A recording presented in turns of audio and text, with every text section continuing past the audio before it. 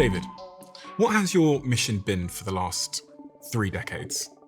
I have spent the last 30 years of my life helping ordinary people with ordinary incomes, become financially free.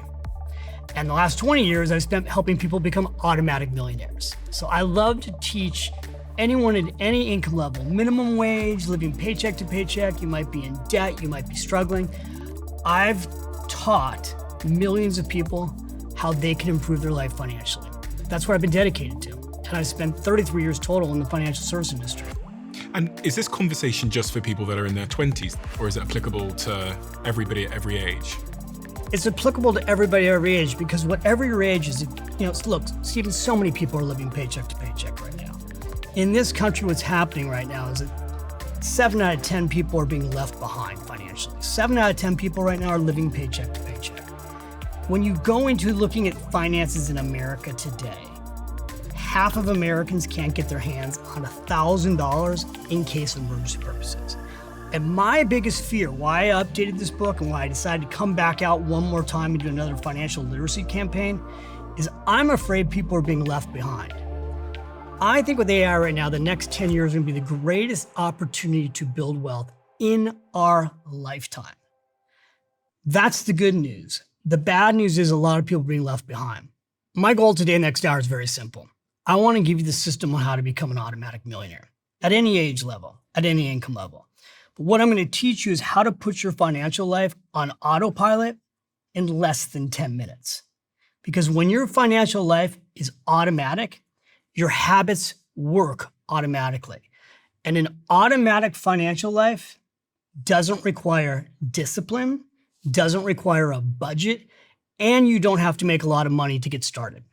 Why should people be taking advice from you on this subject matter? What have you done in those 33 years? I've been doing this my entire life, right? So if you go all the way back, I started investing at the age of 7. And how that happened is I had a grandmother, amazing grandmother. Her name was Grandma Rose. At 30, she made a decision that changed the whole destiny of our family. And the decision she made was she didn't want to be poor anymore. And at 30, on a very cold day, on her birthday, she turned to my grandfather and she said, "We don't have any money. We're living paycheck to paycheck, and I don't want to retire here. I want to go to California. I want to be where it's warm." And my grandfather said, "Well, what do you want to do about it?" And she's like, "We need to change what we're doing or nothing will change." And so my grandmother started saving 50 cents a week out of her paycheck. So 50 cents each, because they were like middle-class people, right? Didn't have a college education. My grandfather worked in a plant. My grandmother worked in retail. But she started saving small amounts of money. And over her lifetime, she became an investor and she became a self-made millionaire. My first book, which you have sitting over here, was a book called Smart Women Finish Rich. It was the lessons that my grandmother taught me. So at 7, my grandmother took me to McDonald's and she taught me a lesson that would change my life. She said, "David, you're sitting here eating McDonald's and cheeseburgers and your French fries and your milkshake." She said, "I'm going to teach you today how to be rich for real. You like to play Monopoly? Here's my lesson today." She said, "There's 3 types of people. Those like you who are here eating right now, you're what's called a consumer." She said, "The people over there who have been working, they're called employees. And they've been working for minimum wage.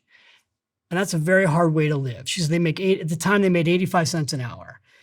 And she said, "The third type of person is the person who owns this place.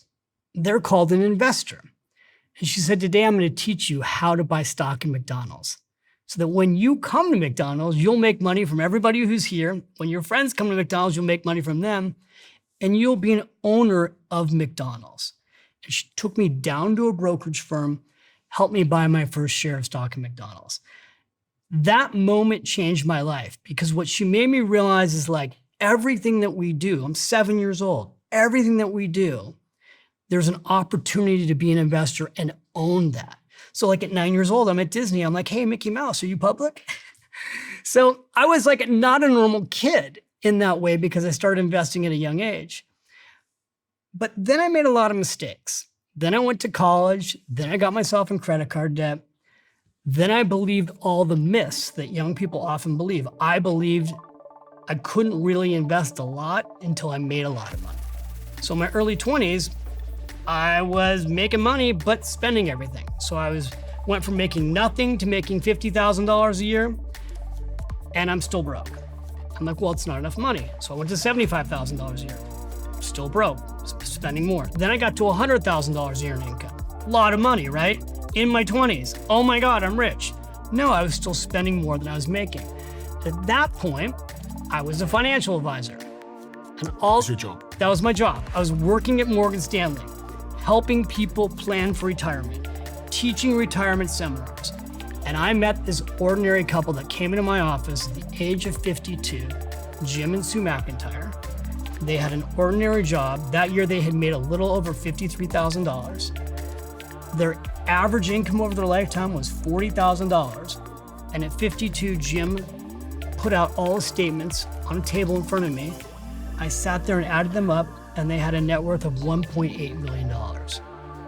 And I sat back at a table just like this and said, how did you do this? And they had just been in my class for 4 weeks. They're like, David, we did a lot of what you talked about, but we didn't have a budget because budgets don't work. And they talked about why budgeting didn't work for them. They said, we put everything on autopilot. We saved money automatically for everything. And that was the moment that changed my life. I realized that day, as somebody who was living paycheck to paycheck with a high income, these people had half the income that I did, and they were able to retire at 52. I was in my mid-20s, and I realized that if I didn't start saving and investing, if I didn't change, nothing was going to change. And I would never have the financial freedom that they had. And so I went home that day, and I changed everything in my life. Now, I had a lot of bad habits, so I had a lot of things that needed to be changed. You were the senior vice president at Morgan Stanley when you stepped down, and you soon after wrote this book called Smart Women Finish Rich. It begs the question, what are the differences that you saw through your process of financial education that women face versus men? I was in business with my father, and we had a lot of older clients. And I would sit in on meetings one after another with widows. So in the first month of my career, I sat in 3 meetings with 3 widows where the husband had dropped dead suddenly. And my dad at the time was teaching these women how to read their broker statements, how to write checks, and how to know if they would have enough money. And I thought, this is crazy. And I said to my dad after the 3rd appointment, Dad, what's going on here? And he's like, well, what do you mean? I go, well, you're teaching these women when their husband has just died how to handle their finances. And he said, David, not all women are like your grandmother. Your grandmother was a rarity. And I said, Dad, that's crazy. I'm going to go out and teach a class for women and money. And when I started teaching a class for women and money, here's what I learned. Here are the things that make women different than men when it comes to money. Women, first of all, live longer than men, which means they need more money than men do. The average age of widowhood in America when I wrote that book originally was 57, Stephen. Now it's 59. Okay, you do all these shows on longevity. It seems like everybody's living forever. They're not. Okay, the average age of widowhood in America is 59 years old. When you say widowhood, you mean the age in which a woman becomes a widow? Exactly. They're married and they lose their husband. Okay, so women are often wiped out when that happens financially. The second thing is that women are hurt more than men when it comes to divorce. The third thing that affects women is that they work fewer years. I'm like, these are just the statistical realities. Women work fewer years than men because they have children. So that's an average of somewhere between 7 to 11 years less, and that's less money going into Social Security, retirement accounts, and it affects their earnings. And often they earn less. So what I have taught for nearly 30 years now is, as a woman, I don't care what your situation is. I don't care if you're an entrepreneur. I don't care if you're a stay-at-home mother. I don't care if you're married to a local bank president. I don't care if you're married, single, widowed, divorced. As a woman, you have to be in charge of your finances. Period. Drop the mic. End of discussion. You can't delegate your financial well-being to anyone else. You have to be in charge. Now, I will also tell you, Stephen, that women make better investors than men. They make better investors than men because often women don't trade like men do, and they do more research before they invest, and their performance is better. They're way better at long-term investing than men are. I heard some stats once upon a time that men are the majority of the gambling addicts. Well, I'm sure they're the majority of the gambling addicts. And also when you look at trading, because trading's become a very big thing, but trading's always been a thing. Trading meaning Trading, like trading stocks, buying and selling stocks. Now it's buying and selling cryptocurrency, buying and selling options. All of these things are primarily men doing it. And they don't make money because the bulk of people who trade lose money day in, day out, and year out. I teach a philosophy, which is this: your money and your investments should be boring. Your life should be interesting. Your investments should be boring. If someone's coming to a cocktail party talking about their investments and it's exciting, something's wrong with it. why? Because sexy is how you go broke when it comes to money.